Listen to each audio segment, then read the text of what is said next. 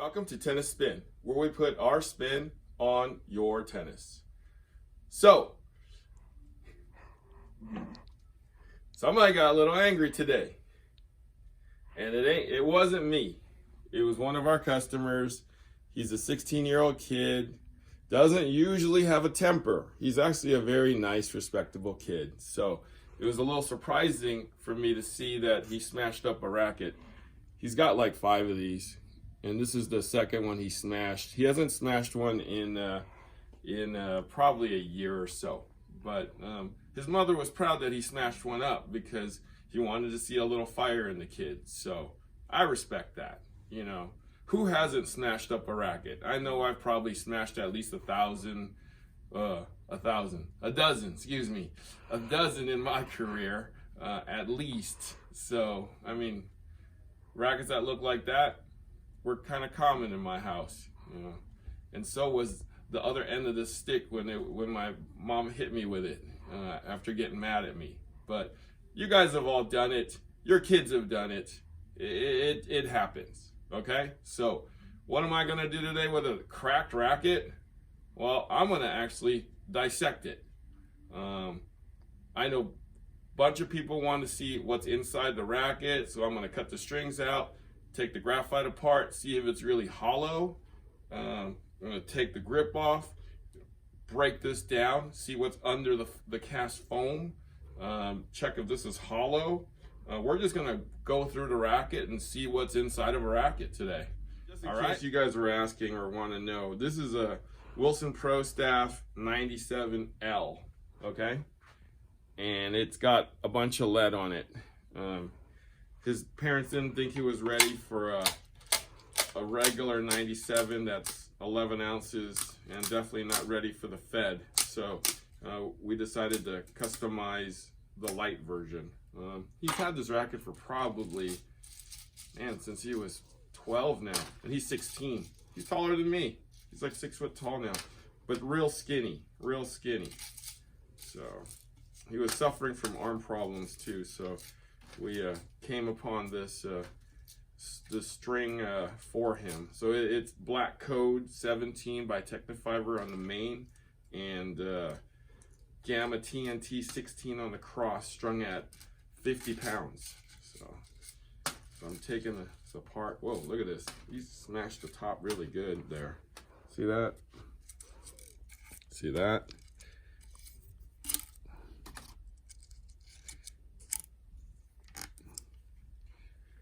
Let's see if I can remove the rest of this string without cutting myself.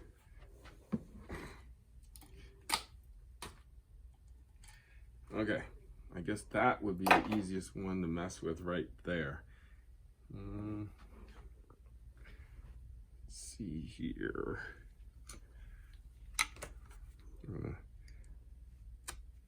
See if I can remove the head guard. Remove this piece so I could open up the graphite for you.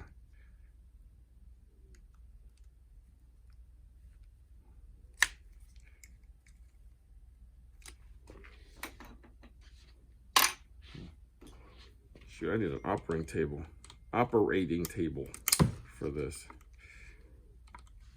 Okay, perfect. That's exactly what I wanted to do.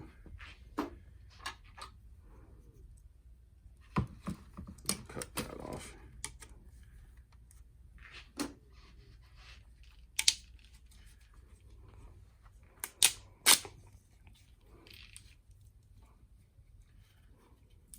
All right, that came out good.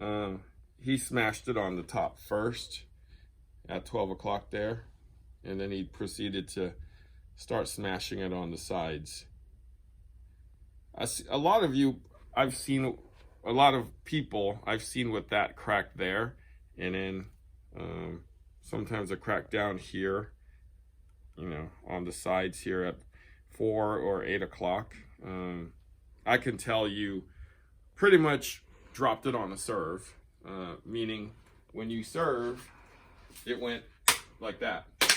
But most of you who crack rackets, some do it accidentally. And when you do that accidentally, it's pretty much from dropping it on the serve. And that usually happens, you know, on the way down, and then it strikes the top, and then it either cracks on the top or it cracks on, you know, 4 or 8 o'clock on the sides here. So pretty much like this. You done that before? I'm sure you have, right? Because everybody's taught to not hold the grip so tight, right? So what happens if you don't hold the grip so tight? You get a nice snap on that serve, but then sometimes you let go of the racket, right? Now I'll do it again, slow-mo, okay? So wham, serve, down, drop, right? That's what usually happens, right? Imagine if you were hitting a first serve and you're hitting it hard. I've seen a racket strike the ground and go up sky high, you know, past the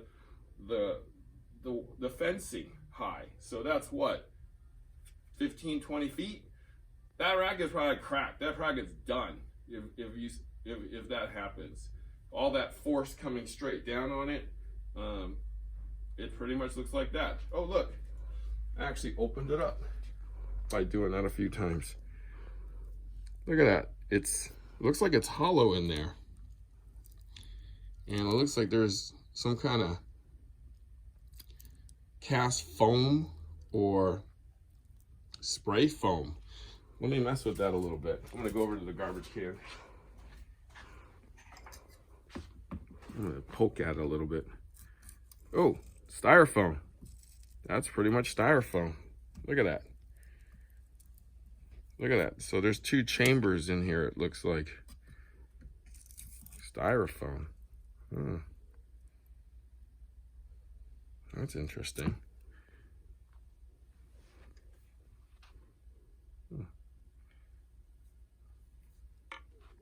I'm actually interested in this part here, like, because I've seen on YouTube when they bend the racket, so it's like one piece that bends around and then this part is connected. So I'm really interested to see this part. I don't know how I'm gonna get to this part though. So my editor just asked me why it would break here and here. She's new to tennis. So the obvious break would be there on a serve, right? Because that's where the impact is, right? When you serve, it goes like that, twink. Now, when you hit it, right, what happens is, if it doesn't snap here, right, the next weakest point of any racket is going to be 8 o'clock and 4 o'clock, like if this was a clock, and that's 12 o'clock, right? So these are where the weak point is. These are where the weakest points are, because there's just so much pressure. If you impact here, it's going to snap here. I've actually broken brand new rackets hitting overheads. So I go up for an overhead and I hit the ball right there at 12 o'clock on the overhead smash, and it has cracked right there. Like literally just came apart, cracked right there. So weakest points of the rackets are here and here. Okay, so since I want to dissect this a little more, I'm gonna actually maybe go on a rage now. You guys ready?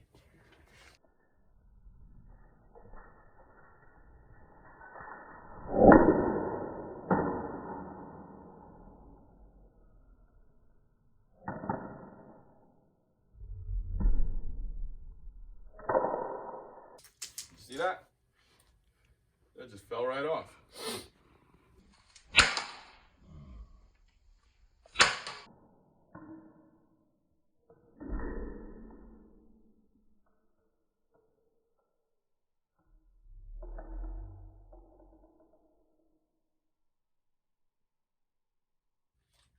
Pieces are just flying off here. All right. Ever seen a racket like that before? Still hollow in there. I don't know if I'm ever gonna get to that throat. Interesting. Looks like I'm gonna have to go after the other side. It's gonna work. Might have to vacuum after this one.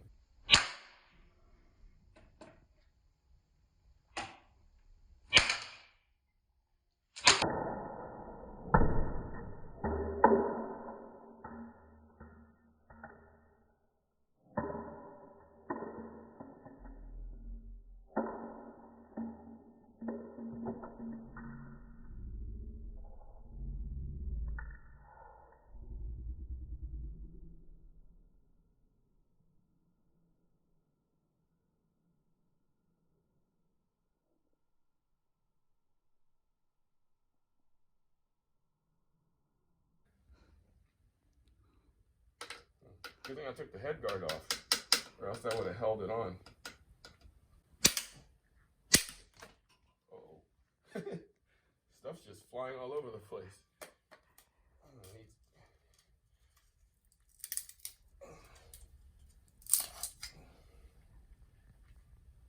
Oh man, the thing's holding it together.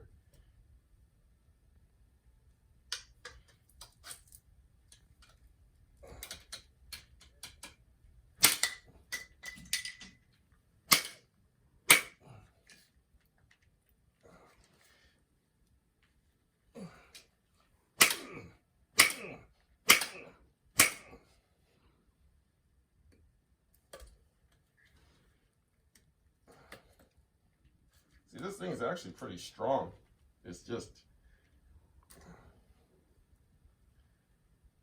I don't want to get a straw.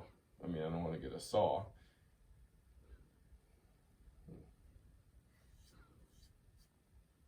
I mean, I've cracked it.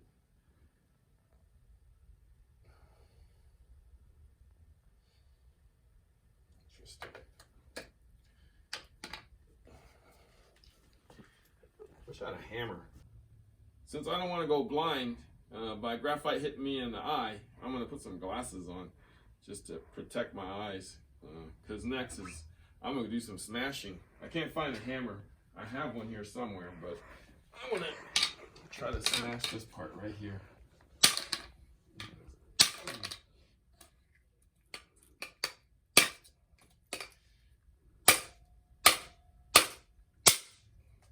Something broke. Oh, the other side broke.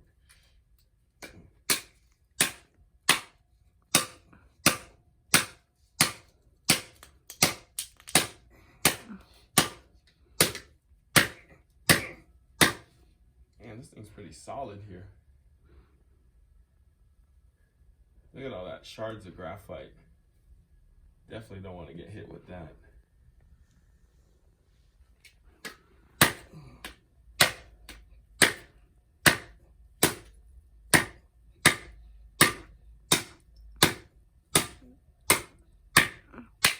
There it is.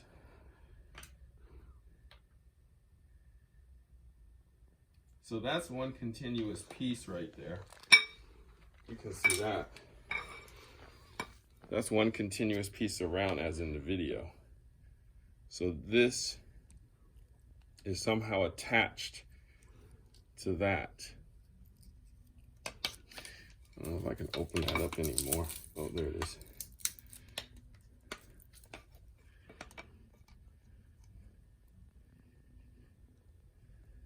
Oh, interesting. So the hoop,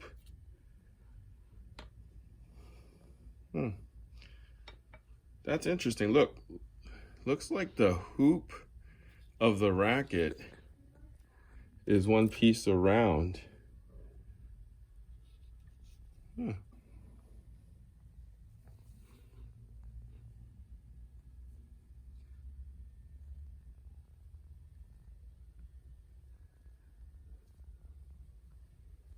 How did they connect all this stuff though? That's interesting. But go a little further here. Bend this out.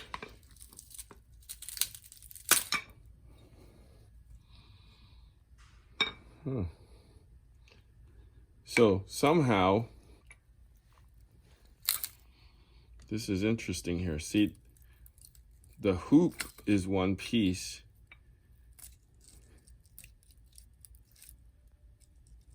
this must be fused on somehow to there, because there's more foam in here together, as you can see. That was supposed to be part of that. So the racket actually, that's interesting. I don't know how this is put together.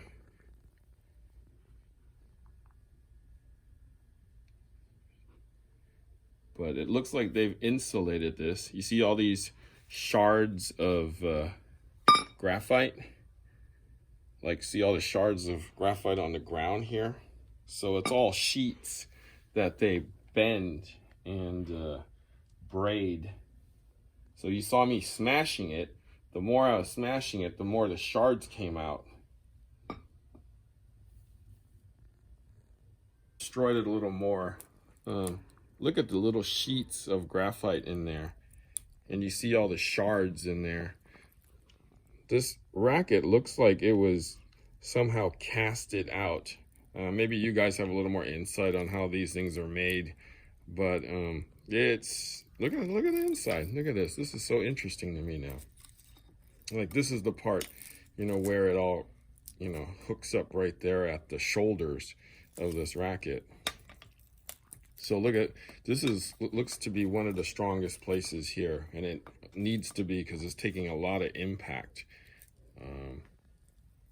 But there is, this was hollow, and there is, it looks like styrofoam, and it's some kind of foam to insulate and reduce the vibration of the racket. But that can be very dangerous. If you guys ever smash a racket to this, I would probably immediately throw it away and put it in a garbage can, because you don't want this to go into your skin. Now, I'm gonna actually now take the grip off without killing myself here. So, and there's lead underneath here too. I know I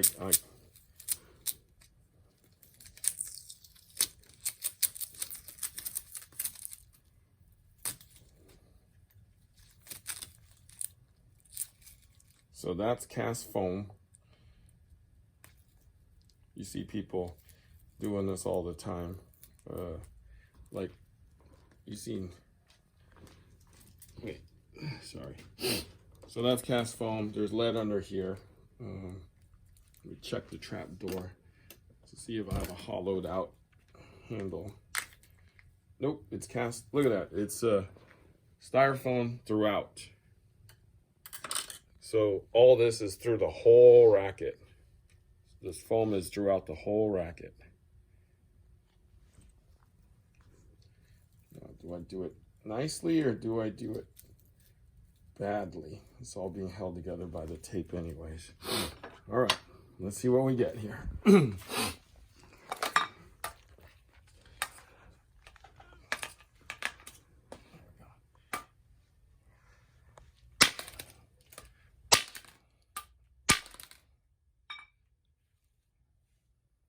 Well, that's pretty strong. That didn't do anything to it. Interesting. And get away from the graphite over here. Do it over here. That didn't do anything.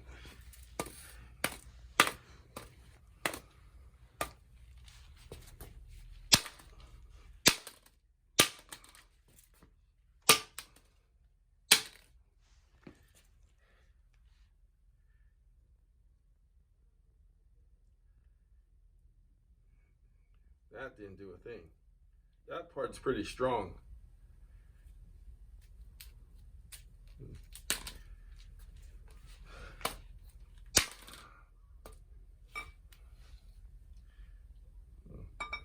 Other way doesn't seem to be working. I'm just putting dents in this thing at this point. I'm gonna see if I can get through it like this without losing a finger here.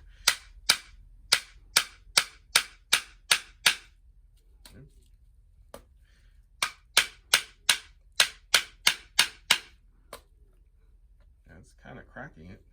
Let's see.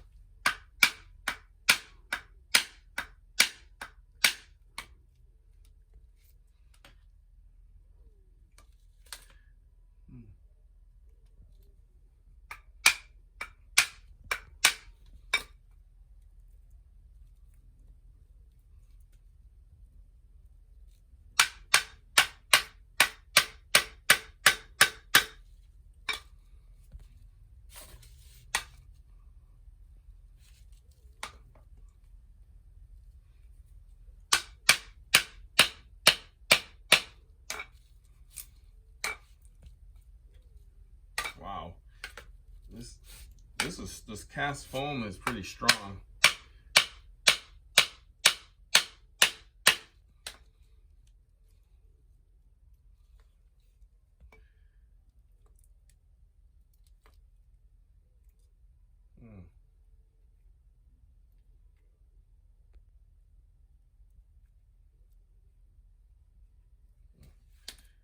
I know it's under there. I'm gonna just rip this off and show you what I did so far. So that is pretty strong. Look, I put like these dents on it already from whacking it. And then those are the marks from the screwdriver. So it's gonna be tough for me to get through there. I actually didn't, I mean, I've messed with these so much, but this one, usually I can crack it pretty easily, but not this one. I'm gonna remove this butt cap and then see what else I can do. So if your butt cap ever creaks on the bottom, this is the way to take it out. So instead of taking a plier like this, like a needle nose plier trying to pull those things out, the cutter is sharper. The cutter is sharper. You reach into the staple and you yank it out like that. Like that, see? It just comes right out.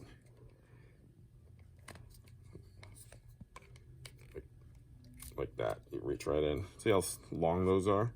So these are gonna be a little more flushed. So what I usually do is I get the sharpest one I got and I stick it right here. Right here. And then I push it down. Just to buy myself some space. All right, and I have another one in here too, right here. So I'm gonna do the same thing with that one. I'll take the awl and I drop it straight down.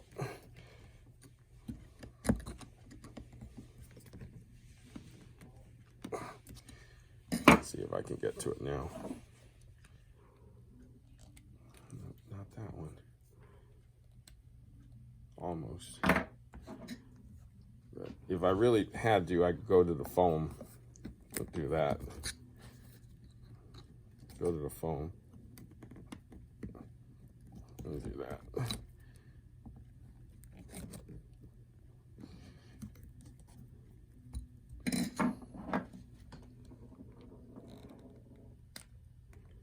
See, it's just much sharper here and thinner there, so that I could just reach in and pull those out. I know that I play, see, look, I'm pulling it right out, see? I know that people complain about this butt cap on various rackets creaking all the time. Just when these loosen up a bit, just a bit, it makes that little noise, like a old, you know, wooden chair that creaks. And I know that you guys don't like that at all. So I can do another video if you guys want of how to reattach it. So there it goes. The butt cap just came off. I get at least one request a month of these things creaking, and it drives them crazy, drives the players crazy that, you know, feels like an old wooden chair creaking when you sit down, when you play. So that kind of gives the player kind of an insecure feeling that the butt cap might fly off. It never will. So this is probably as far as I can take it. I can't, I can probably rip this off, but all I'm gonna see is a graphite that looks just like that underneath. So here's a pure arrow, cast foam also. I'll take this off. Cast foam also. They have this indentation here, I'm guessing to mark authenticity, but again, it is together like this. This one is hollow though. You can see that the staples were in there. Now, some rackets, as I was saying, they have plastic pallets that you can chisel off on both sides and then redo and reshape your pallets. It's a hard process. If anybody out there has ever tried it, if you know what you're doing, it'll probably take you an hour.